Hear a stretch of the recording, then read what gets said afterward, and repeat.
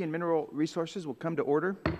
The subcommittee is meeting today to hear testimony on examining the spending priorities and missions of the Bureau of Ocean Energy Management, BOEM, the Bureau of Safety and Environmental Enforcement, BSEE, and the Office of Natural Resources Revenue, ONRR, in the President's fiscal year 2016 budget proposals. Under Committee Rule 4F, any oral opening statements at hearings are limited to the chairman and the ranking minority member and the vice chair and a designee of the ranking member. This will allow us to hear from our witnesses sooner and help members keep to their schedules. Therefore, I ask unanimous consent that all other members' opening statements be made part of the hearing record if they are submitted to the subcommittee clerk by 5 p.m. today.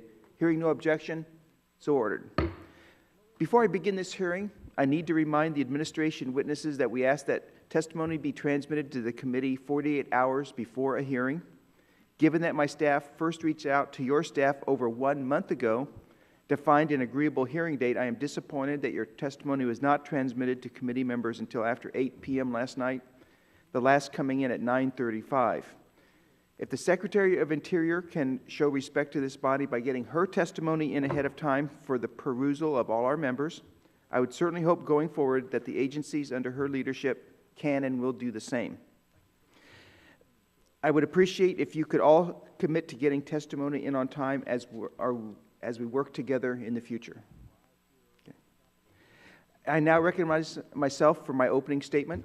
Today we have the Bureau of Ocean Energy Management, the Bureau of Safety and Environmental Enforcement, and the Office of Natural Resources Revenue testifying before the subcommittee to discuss their fiscal year 2016 budget. As crude prices continue their slide to lows we have not seen in years, this is an important time to discuss the principles behind a budget.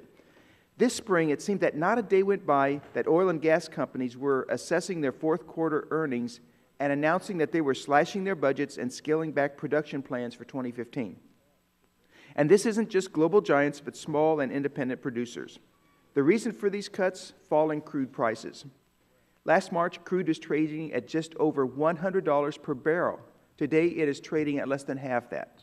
And forecasts suggest that the price could decline even further.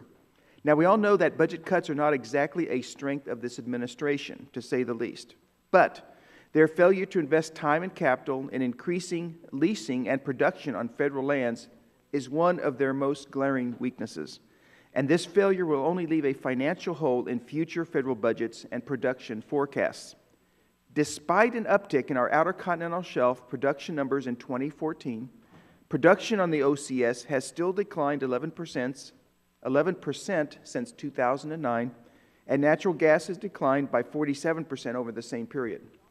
This is of concern because production on the Outer Continental Shelf is a fundamentally important source of revenue into the federal treasury.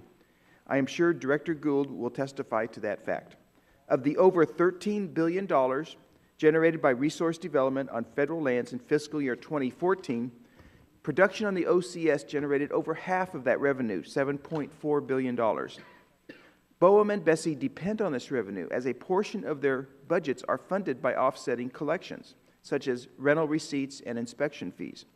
My point is that the federal government and Gulf states who currently are entitled to a share of those collections depend on this revenue. And as those numbers drop, the shortfalls will have to be made up with taxpayer dollars. As we explore the budget priorities of the agencies charged with overseeing our nation's OCS energy production, my greatest concern is, are you responsibly managing the lands entrusted to you by the taxpayer to grow investments in U.S. offshore production? Looking forward, I see a 5-year plan that had the lowest proposed number of lease sales in the history of the plan. Secretary Jewell could not even guarantee me that even the New Atlantic sale would stay in the final plan. Costly new regulations, such as the Well Containment Rule and the Arctic Rule, which the government estimates will cost $1.2 billion for one company alone. Falling crude prices, and companies slashing their budgets and holding back investments on federal lands. So, less leasing, increased regulatory uncertainty, and an industry more interested in investing revenue in state and private land development versus federal lands, which are tied up in red tape. This is a pretty difficult backdrop. the impacts of which will negatively impact our production and our revenues from that production in future years. Allowing for crude exports and increased liquefied natural gas exports would undoubtedly help reinvigorate growth in America's upstream, as would increasing access to new areas and streamlining the regulatory process. I look forward to hearing how BOEM and Bessie are using the taxpayer dollars at their disposal to increase investments in our domestic offshore resources so that we can further solidify the United States as a global energy leader, create new jobs, and just make life easier for consumers and taxpayers here in America.